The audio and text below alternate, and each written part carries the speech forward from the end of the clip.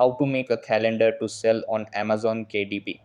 Hey guys, in this video, I am going to show you how you can make a calendar in order to sell it on Amazon KDP. So make sure to watch this video till the end and let's get started. So the first thing that you want to do is open up the Canva app on your PC or laptop. After that, sign in to your account and you will be redirected to this page.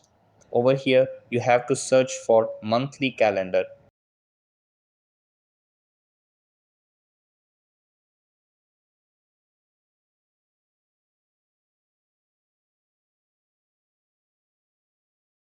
and you will be able to see all the templates related to calendar. So just click on any of the suitable designs that you like. And after that, click on customize this template.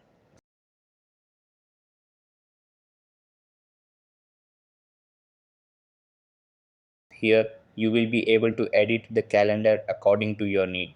So that's how you can make a calendar on Canva in order to sell it on Amazon KDP. That's all for this video.